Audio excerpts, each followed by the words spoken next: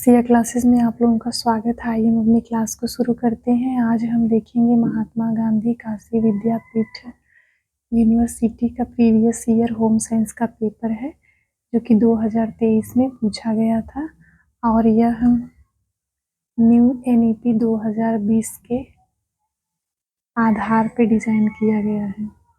2020 में जो new NEP लागू हुई है उसमें किस तरह का परीक्षा पैटर्न है उस पर डिज़ाइन किया गया है। किस तरह से पेपर पूछा जा रहा है, कितने नंबर का पूछा जा रहा है, कितने पार्ट में पूछा जा रहा है, ये सब इसमें है। चलिए शुरू करते हैं। MSc प्रथम सेमेस्टर 2023 परीक्षा 2023 गृह विज्ञान, ह्यूमन डेवलपमेंट, फूड न्यूट्रिशन, मानव विकास और आहार पोषण, द्वितीय प्रश्न पत्र स्टैटिस्टिक्स एंड कंप्यूटर एप्लीकेशन, सांख्यिकी और कंप्यूटर अनुप्रयोग। इसमें समय आपका 3 घंटे दिया हुआ है और जो पूर्णांक है आपका 75 नंबर का है। चलिए नोट को देख लेते हैं। समस्त खंडों के प्रश्नों के उत्तर निर्देशानुसार दीजिए। जितने भी खंड हैं उसके उत्तर निर्देशानुसार देना है। इसमें आपके 3 खंड हैं, सेक्शन ए, सेक्शन बी और सेक्शन सी। सेक्शन ए जो है ये आपका अति लघुत्तरीय प्रश्न का है, जिसके उत्तर आपको 50 शब्द में देना है। इसमें टोटल 5 प्रश्न हैं और पांचों प्रश्न करना अनिवार्य है। एक प्रश्न आपका 2 नंबर का है तो 5 प्रश्न आपके 10 नंबर के हैं। चलिए प्रश्न को देख लेते हैं। इसमें ABC करके प्रश्न पूछा गया है। 3 खंड हैं तो खंड ए का पहले खंड का देख लेते हैं। आपका क्वेश्चन नंबर 1 है, इसके अंतर्गत 5 है, पांचों को करना है। ये अति लघुत्तरीय है, जिसमें आपको 50 शब्दों में उत्तर देना है।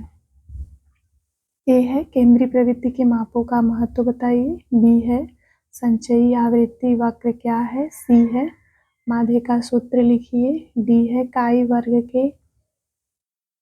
वर्ग परीक्षण के लिए क्या आवश्यक है। ई है सारणियन का उद्देश्य बताइए। ये टोटल आपके 5 प्रश्न हो गए और पांचों प्रश्न के उत्तर देना अनिवार्य है। एक प्रश्न आपका 2 नंबर का है और इसका उत्तर कम से कम 50 शब्दों में, अधिक से अधिक 50 शब्दों में देना है। उससे ज़्यादा शब्द का यूज आप नहीं करेंगे। सेक्शन बी को देख लेते हैं। जो लघुत्तरीय प्रश्न पूछे गए हैं इसमें कुल 9 प्रश्न हैं और किन्हीं 5 प्रश्नों के उत्तर देना अनिवार्य है। और ये जो 5 प्रश्न आप लिखेंगे या जिनका उत्तर आप देंगे उसमें अधिकतम जो शब्द सीमा है वो 100 होनी चाहिए। 100 शब्दों में आपको इन 5 प्रश्नों के उत्तर देने हैं। एक प्रश्न का उत्तर 100 शब्दों में देना है। टोटल 9 प्रश्न है लेकिन करना है केवल 5 प्रश्न। एक प्रश्न आपका 5 नंबर का है तो 5 प्रश्न आपका हो गया 25 नंबर का। जो सेक्शन बी में प्रश्न पूछा जाएगा 5, वो 25 नंबर का होगा। ये एक प्रश्न आपका 5 नंबर का होगा। चलिए देख लेते हैं। 2 के अंतर्गत ABC करके पूछा गया है। ए है वर्गीकरण के कितने प्रकार होते हैं। बी है सामान्य वक्र को समझाइए। सी है सहसंबंध क्या है। डी है रेखा चित्रों के प्रकार बताइए। ई है सारणी के प्रकारों को बताइए। एफ है परिकल्पना से क्या तात्पर्य है। जी है बहुलक क्या है। एच है प्रमाप विचलन का सूत्र सहित समझाइए। आई है टी टेस्ट का फार्मूला बताइए। तो इस तरह इसमें बी सेक्शन में आपके 8 प्रश्न पूछे गए हैं, जिसमें से केवल 5 प्रश्न करना जरूरी है और इसका उत्तर आप एक प्रश्न का उत्तर 100 शब्द में देंगे। एक प्रश्न आपका 5 नंबर का है तो इस तरह से आपको 25 नंबर 5 प्रश्नों के लिए यहाँ से मिल जाएंगे। सेक्शन सी को देख लेते हैं, जिसमें दीर्घ उत्तरीय प्रश्न आपसे पूछा जाएगा। इसमें आपके कुल 8 प्रश्न होंगे, जिसमें से केवल आपको 4 प्रश्नों के उत्तर देना होगा और एक प्रश्न आपका 10 नंबर का होगा तो 4 प्रश्न आपका 40 नंबर का होगा और इसके उत्तर आप 400 शब्दों में देंगे। क्योंकि ये दीर्घ उत्तरी प्रश्न है तो दीर्घ उत्तरी प्रश्नों का उत्तर आपको 400 शब्दों में देना होगा। तीसरे नंबर का प्रश्न है, इसमें सब टोटल 8 प्रश्न पूछे गए हैं। ये दीर्घ उत्तरी है।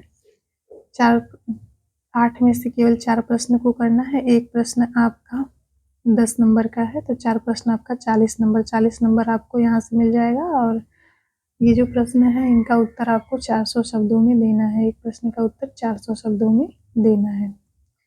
ए है केंद्रीय माप कौन कौन से हैं? विभिन्न केंद्रीय मापों का उपयोग कब करना चाहिए? बी है सहसंबंध का अर्थ लिखिए। सहसंबंध के प्रकार कितने होते हैं समझाइए। सी है सामान्य संभावना वक्र की विशेषताएं बताइए।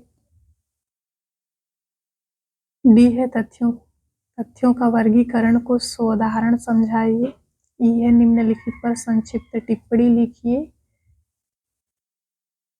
फर्स्ट है स्तंभाकृति, सेकंड है आवृत्ति बहुभुज। एफ है अनुसंधान अभिकल्प से आप क्या समझते हैं? अनुसंधान अभिकल्प के उद्देश्य बताइए। जी है निम्नलिखित पर टिप्पणी लिखिए। फर्स्ट है वृत्त चित्र, सेकंड है स्तंभ रेखा चित्र। एच प्रश्न और अंतिम प्रश्न है परिकल्पना के प्रकारों को उदाहरण सहित समझाइए। तो ये रहे आपके दीर्घ उत्तरी प्रश्न जिनकी संख्या 8 है। केवल 4 प्रश्न को करना है। एक प्रश्न आपका 10 नंबर का है तो इस तरह 40 नंबर आपका दीर्घ उत्तरी प्रश्नों पर दिया जाएगा।